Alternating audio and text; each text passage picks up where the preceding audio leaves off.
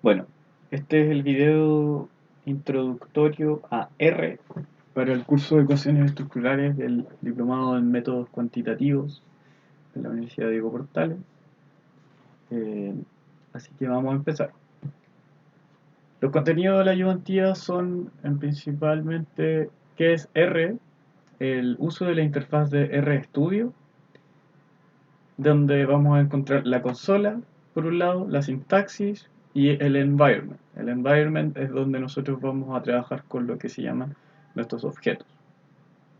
Vamos a ver algunas funciones básicas de R, uso de base de datos, vamos a hacer un ejercicio para cargar una base de datos, vamos a ver los tipos o clases de datos que hay y algunos análisis descriptivos de estos datos.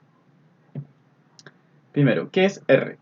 Como dice aquí, R es un software libre, por tanto es totalmente gratuito y abierto. Tiene una comunidad a nivel mundial muy activa, donde se comparte todo tipo de contenido relacionado con el análisis de datos.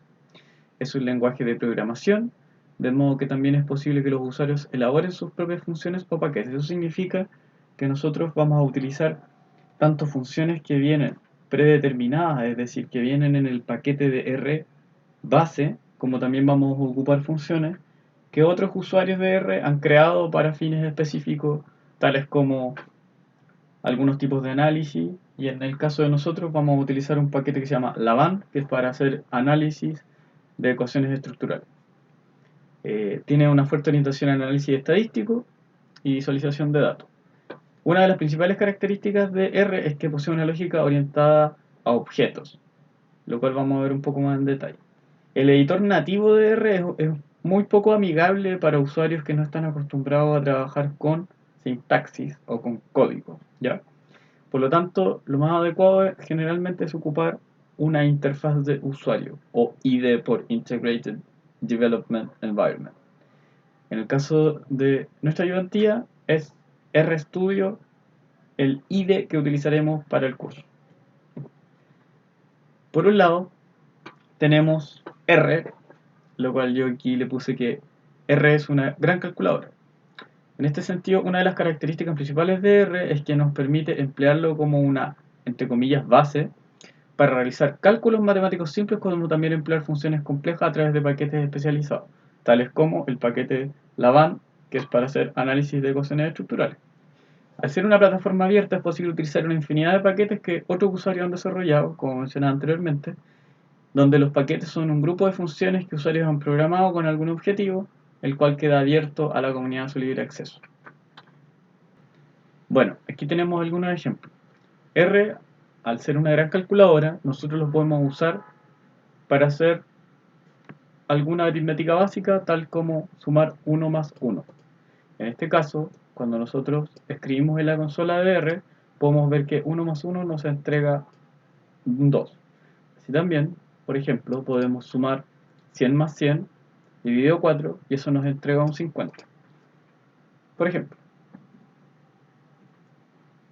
si ponemos 1 más 1, nos va a entregar un 2. Si ponemos 100 más 100 y lo dividimos en 4, nos va a entregar un 50. En este sentido, podemos ver que se pueden hacer otro tipo de operaciones. ¿Qué significa que R sea un software orientado a objetos? Por un lado, es posible guardar nuestros objetos, los cuales pueden ser números, palabras, resultados, funciones, entre otros.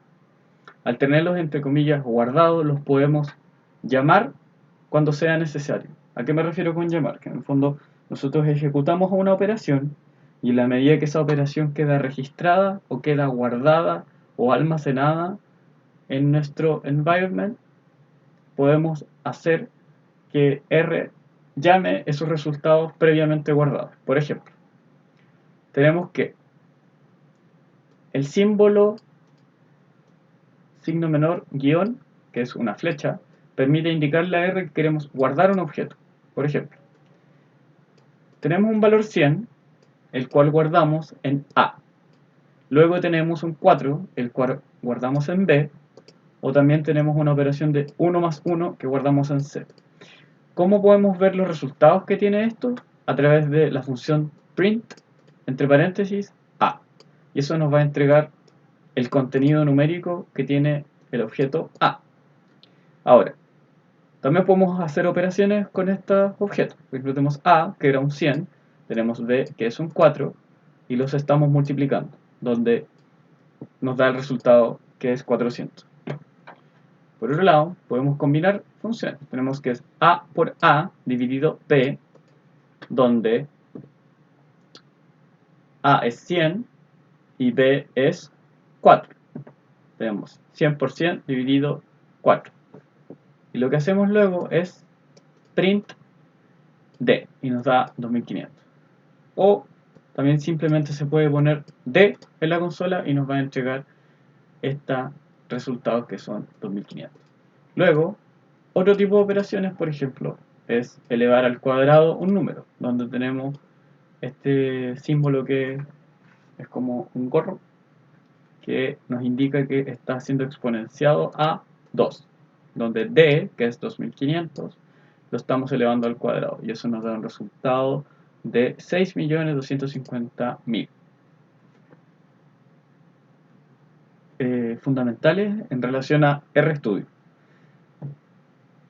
La interfaz de RStudio se compone de 4 partes principales. Por un lado está la sintaxis, que es donde escribimos nuestro código.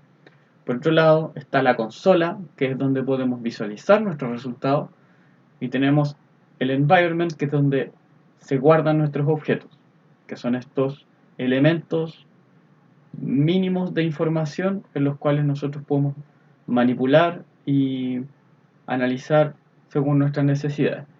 También tenemos el panel de visualización, que es aquí donde nosotros podemos visualizar los gráficos que calculemos o que nos interese ver, o también otro tipo de resultados. Principalmente se utiliza para mostrar los gráficos.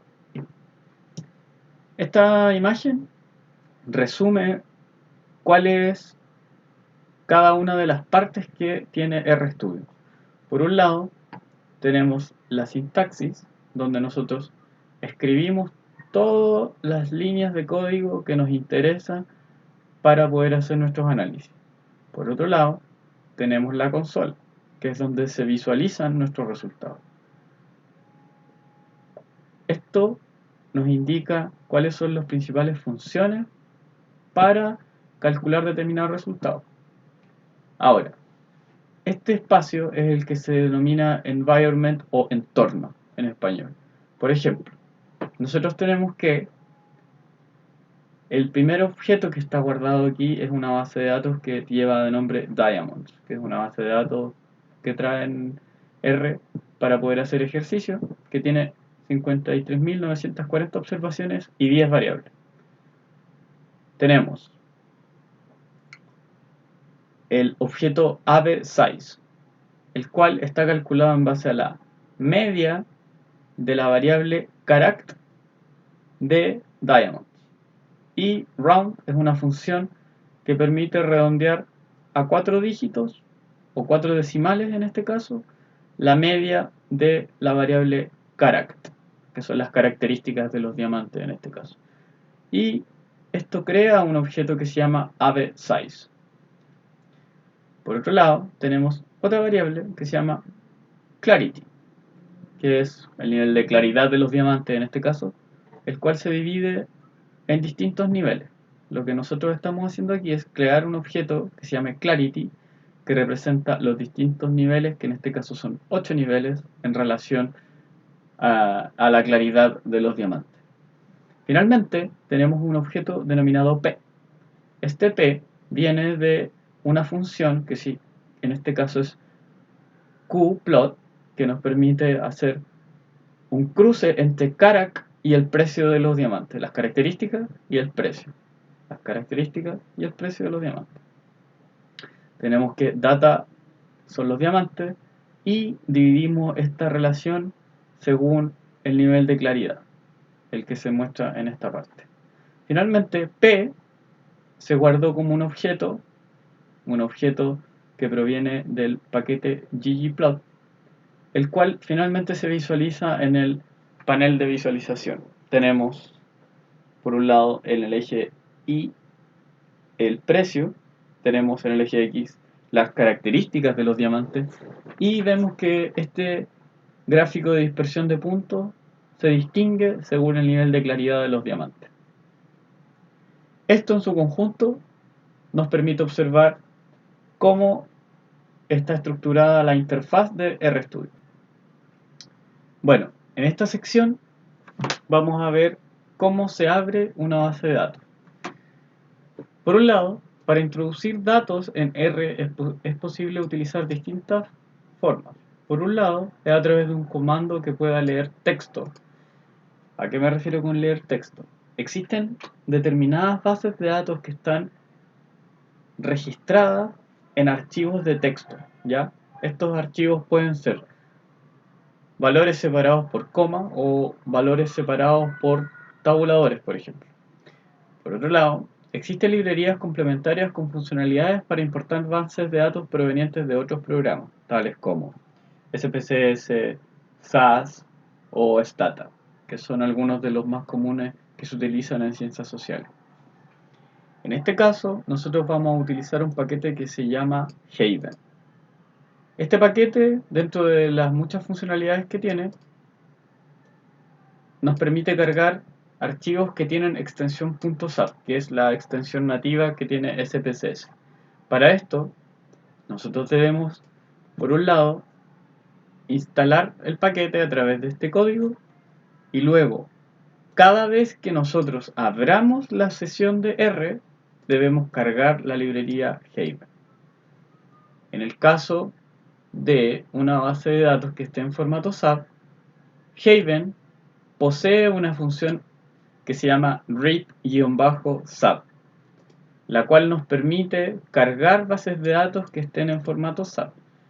Para el ejercicio de esta tutoría vamos a utilizar una base de datos que se llama Titanic. En este caso es titanic.sap. Adicionalmente agregué otra versión de la base de datos que es titanic.csv. CSV viene de Comma Separated Values, o en español serían valores separados por coma. En este caso, lo más útil es poder cargar la base de datos desde el formato SPSS y guardarla en un objeto que vayamos a llamar TT. En este caso, creamos el objeto TT en base a la base de datos que se llama titanic.sap. Bueno, antes de ir a la parte práctica, es necesario tener claro algunas observaciones en relación a los tipos de datos que existen en R. Uno de los más comunes son los datos de tipo numérico. En inglés se llaman numeric, los cuales corresponden a números que básicamente no son enteros, son números que poseen decimales, tales como la estatura de una persona o las notas en un curso, que van de 1 a 7, pero que pueden poseer números decimales. Por otro lado, tenemos los números enteros, tales como podría ser el número de manzanas que tiene una persona, eh, el número de escaleras que tiene un edificio o el número de pisos que tiene un edificio. Son números que van de 1 a 2 a 3 a 4, que generalmente corresponden a números enteros, y esos se llaman integer en inglés, y ese es el nombre que reciben en R cuando nosotros estamos analizando. Otro tipo de datos son los valores lógicos, que se dividen en verdadero y falso. Este tipo de datos proviene generalmente como resultado de expresiones lógicas, tales como, si yo tengo un número 1 y le digo a R en la consola 1 es igual a 1, probablemente R me va a decir que es verdadero. Si yo digo que 2 es menor a 1, R me va a decir que es falso. En este sentido, los valores lógicos se dividen en verdadero y falso. tener claro que es en ese sentido como los podemos observar. Existen otro tipo de variables que son las variables cadena o de texto, string o carácter. Por ejemplo, el nombre de una persona está compuesto de distintos caracteres, que son las letras, y que en conjunto pueden conformar un dato. Ese dato es un string, porque es una cadena de caracteres. Y finalmente tenemos los factores. Los factores, por definición, corresponden a lo que nosotros en SPSS entendemos como variables nominales, ¿ya? Son variables nominales o cualitativas que no necesariamente responden a una ordinalidad. En ese sentido, nosotros podemos tener variables nominales tales como el sexo de una persona, que es hombre o mujer. Podemos tener otro tipo de factores tales como el color de un auto. Esos también podrían ser factores, porque no asumimos a priori que existe alguna clase de jerarquía entre esos valores. Por otro lado, existen factores que también se pueden ordenar. Esos serían los factores ordenados, tales como las categorías de respuesta en una escala Likert que va de menos acuerdo a más de acuerdo. Eso sería un factor ordenado. Tenemos, por un lado, los tipos de estructuras de datos. El vector corresponde a una columna o a una fila de datos numéricos o una variable individual. En este caso, un vector puede ser 1, 2, 3, 4, 5, 6. Esto corresponde a un vector numérico en su versión más clásica. Por otro lado, tenemos las matrices de datos. Las matrices de datos corresponden a arreglos de dos dimensiones donde tenemos filas y columnas. Por ejemplo, una tabla de doble entrada es una matriz donde tenemos las filas y las columnas, por un lado. Y finalmente tenemos una tercera estructura de datos que son los data frames o las bases de datos. Estos corresponden a matrices de datos en que las columnas tienen asignados nombres y que permiten utilizar todo tipo de datos. Cuando me refiero a todo tipo de datos, es que un data frame puede incluir todos estos al mismo tiempo. Podemos tener variables numéricas, números enteros, valores lógicos, variables de cadena y factores. En ese sentido, tanto los vectores individuales, tanto las matrices y los data frames pueden ser empleados como objetos, es decir, pueden ser almacenados temporalmente en la memoria del computador para ser utilizados en nuestros análisis estadísticos según lo necesitemos. Bueno, ahora vamos a pasar directamente a R. Bueno, este es el código que yo les dejé en la carpeta que se llama introar-rev, donde yo pongo el nombre del código. Aquí existen algunos tips respecto de cómo utilizar el código. Por ejemplo, control más el enter sirve para ejecutar una línea de código. Control Shift R sirve para insertar una sección de esta manera. Si escribo Control Shift R, me aparece este mensaje donde yo pongo esta es una nueva sección. Y así puedo tener mi código más ordenado.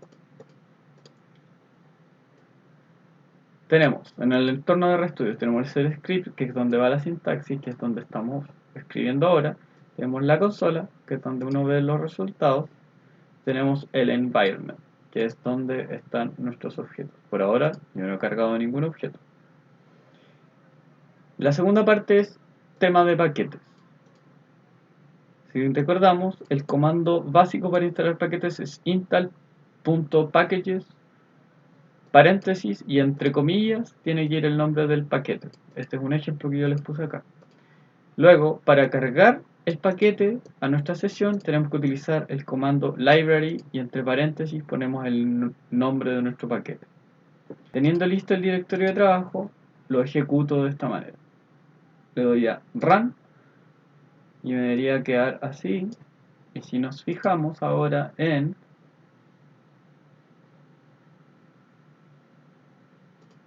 el environment está ok, y acá arriba nos debería haber cambiado. Así que teniendo eso ok, podemos seguir con nuestro siguiente paso, que es cargar una base de datos.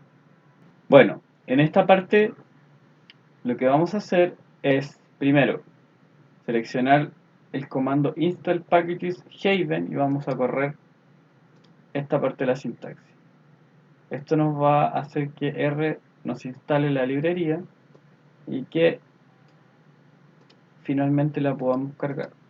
Tenemos library, que es para cargar el paquete, y le damos a run acá arriba. El hecho de que no nos diga nada significa que el paquete se ha cargado de manera adecuada. Ahora, dado que ya tenemos asignado nuestro directorio de trabajo, podemos cargar con la función read-sat nuestra respectiva base de datos, las cuales vamos a guardar en un objeto que se llama tt. Si se fijan, acá arriba apareció un nuevo objeto que se llama tt. tt tiene 1046 observaciones y tiene 8 variables. Adicionalmente a la base de datos en SPSS, yo les agregué una base de datos que está en .csv. Al igual que con la función read-sat, con read.csv podemos cargar las bases de datos que están en formato CSV. Para efectos del ejercicio voy a cargar esta base y debería quedar de esta manera. tt es un objeto que es un data frame que tiene 1046 observaciones y 8 variables, tal como habíamos visto anteriormente. Exploración de datos. Tenemos que, por un lado, cuando tenemos una base de datos, la manera de llamar la variable con la cual estamos trabajando es a través del signo peso. Este signo peso nos permite tener acceso a las variables que están dentro de la base de datos. Por otro lado, nos interesa saber qué tipo de estructura de datos es y además qué tipo de datos tenemos. Por un lado, el comando más básico para poder determinar esto es el comando class. El comando class nos permite saber qué tipo de objeto es con el que nosotros estamos trabajando. En este caso, el objeto que nosotros creamos recién se llama tt. tt es un data frame, lo cual podemos ver directamente en nuestro código. Si nosotros escribimos acá class, paréntesis, tt, nos debería decir que es un data frame. Le damos a enter y nos dice que class tt nos indica que nuestra base de datos aquí es un data frame. Por otro lado, si nosotros queremos saber si la variable sex es, por ejemplo, un factor, tenemos que darle aquí class tt signo peso y buscamos la variable sex que está ahí. Y esto nos debería decir que es un factor. Ahí tenemos que es un factor. Por otro lado, otro tipo de variables que son variables numéricas, tales como la edad de las personas, en la base de datos nos va a mostrar lo siguiente: tt, y podemos ver la edad de las personas con age, y esto nos debería decir que es una variable numérica. Ahí tenemos numérica. Entonces, ¿de qué forma podemos explorar nuestros datos? A través del comando class. Esa es la forma más básica para poder determinar qué tipo de datos estamos utilizando. Así también, cuál es la estructura que tiene nuestra base de datos. Entonces, por ejemplo, otro comando que es más común de usar es el comando str. str es una abreviación de structure, que es la estructura de los datos. En este caso, nosotros tenemos datos que se llaman tt, que es un data frame, el cual contiene 8 variables. La gracia del comando str es que nos permite explorar abreviadamente la base de datos. No nos entrega toda la información, pero nos entrega información fundamental con respecto a los tipos de datos que están en nuestra base de datos. En este caso, str, ponemos dentro del paréntesis tt y nos debería aparecer una serie de información. Por ejemplo, tenemos que pclass es un factor que tiene tres niveles: clase alta, clase baja y clase intermedia. Tenemos que survive es un factor de dos niveles que es sobrevive o no sobrevive. Tenemos que el nombre de las personas también es un factor que tiene 1044 niveles, es decir, que hay 1044 nombres distintos dentro de la base de datos. Por otro lado, tenemos que sex es un factor de dos niveles, donde está hombre y mujer. Y así sucesivamente. Tenemos la edad, el número de parientes con el que iba la persona, y así sucesivamente con los demás datos. Describamos nuestros datos. Una de las funciones fundamentales que tiene R para poder hacer descripción de datos es el comando summary. El comando summary, como su nombre lo dice, es un sumario de las características de los datos. Por un lado, lo que podemos hacer es aplicar la función summary sobre una variable específica. Por ejemplo, en este caso tenemos summary sobre la variable edad de la persona.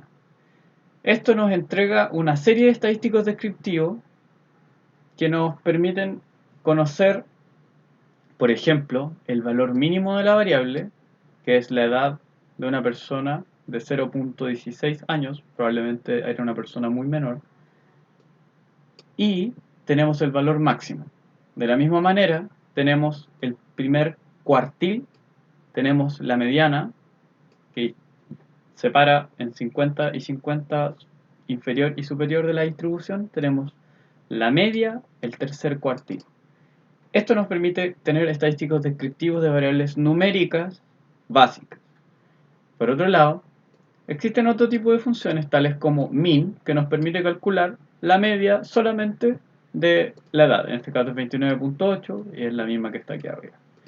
Si se fijaron, summary no nos entrega la desviación estándar, pero la podemos calcular separadamente a través del comando sd aplicado a age, que en este caso son 14.41 desviación estándar. Como nosotros habíamos visto en otras ocasiones, al igual que las variables numéricas, existen variables que son categóricas.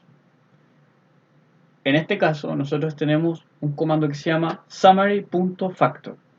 Esto lo que hace básicamente es que fuerza a que R interprete que la variable que está dentro del paréntesis sea considerada como un factor, es decir, como una variable nominal o una variable categórica. En este caso, queremos saber cuántos hombres y mujeres hay, y lo que hacemos es summary factor sobre tt sex, y nos dice que hay 658 hombres y 388 mujeres. Finalmente, tenemos la aplicación de esta misma función a clase social. También podemos ver que tenemos clase alta, clase baja y clase intermedia. Si logran observar en detalle, podemos ver de que tanto clase alta, clase baja y clase media no están ordenadas de menor a mayor. Esto implica que class no se está reconociendo como una variable categórica ordenada, suponiendo que existe determinada jerarquía entre las distintas clases que aquí se mencionan. Otra función que sirve para poder observar la frecuencia de una variable categórica es el comando table. Esto lo que hace básicamente es mostrarnos la frecuencia de las distintas categorías si una variable es un factor. En este caso nos dan exactamente los mismos resultados que aquí arriba. Ahora, si queremos ver un poco más en detalle y ver las proporciones, nosotros tenemos que table, paréntesis, tt, class, lo pasamos por otra función que es prop table, paréntesis, y al interior de eso está la tabla que nosotros habíamos construido en la parte anterior. Y eso nos entrega las proporciones. Si se fijan, la mayoría son personas de clase baja, que corresponde al 47.8%, y los que son menos son la clase intermedia, con un 24.9%. Ahora, el comando table, la gracia que tiene es que también podemos hacer tablas cruzadas, es decir, tener una variable en las columnas y una variable en las filas. En este caso, las filas pusimos clase social y en las columnas pusimos sexo, y eso nos da los valores por cada una de las casillas según las categorías que a nosotros nos interesa analizar. Bueno, ahora vamos a desarrollar una breve actividad donde les pedimos que, con la base Titanic, realice alguno de los procedimientos de exploración y análisis. El punto 1 es observe el tipo de estructura de datos que está empleando. Recordemos que ese comando es el que nosotros utilizamos, que se llama str. Para eso es estructura. En este caso tenemos str y nosotros ponemos tt aquí dentro y vemos cuál es la estructura de nuestros datos. Nos muestra el nombre de la variable, el tipo de la variable, en el caso de que sean factores los niveles de la variable y algunos ejemplos de cómo se observan estos datos en la base de datos. Tenemos, en base a la base que tenemos, observe su estructura. Como ya hicimos con el comando structure, podemos ver cómo se componen nuestros datos. El segundo es, observe qué tipo de clase de variable es sex, pclass, age y survive. Vamos por partes. Tenemos que, con el comando class, queremos ver qué variable es sex. Tenemos también qué variable es pclass.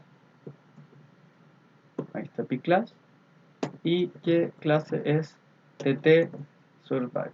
Tenemos entonces sex, corremos S, entonces estaríamos ok. Sex es un factor. Tenemos que class es un factor y tenemos que survive es un factor igualmente. Ahora, nos faltó una que es age. En este caso sería class, paréntesis, tt, age. Y nos dice que age es una variable numérica. Según esto, determine cuál comando va a emplear para escribir las variables. En el caso de las variables numéricas, vamos a ocupar el comando summary. En este caso sería summary tt age, y así podemos ver que con run nos entrega los estadísticos descriptivos de nuestra variable, donde tenemos que el mínimo es 0.16, el máximo es 80, la media es 29.8 y la mediana es 28. Recordemos que cuando la mediana y la media se parecen o están muy cerca, implica que estamos frente a una situación donde la distribución tendería a ser normal. Podríamos dar por supuesto que en este caso se cumple esa distribución.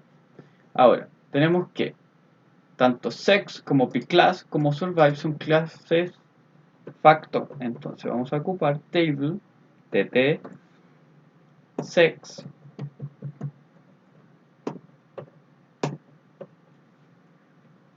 tt pclass y tt survive. Entonces tenemos que, ¿cuántos hombres y mujeres tenemos? 658 y 388 mujeres. Respecto de clase social, tenemos que clase alta hay 284, clase baja hay 501 y clase intermedia tenemos 216. Y finalmente queremos saber cuántas de estas personas fallecieron o sobrevivieron. En este caso, no sobreviven, son 619 y las personas que sobreviven son 427. El punto siguiente es explore gráficamente las variables y construya una tabla de contingencia. Para el desarrollo de esta parte los dejaré que ustedes decidan cómo lo hacen, pero les dejé en el código algunas pistas. Tenemos el ejemplo de un table con columnas y filas. Tenemos un ejemplo de proporciones, que es este, de la misma tabla que está aquí. Y luego tenemos un par de ejemplos con gráficos. Así que dejo hasta aquí esta tutoría breve. Traté de ser lo más sintético posible, así que espero que les sirva.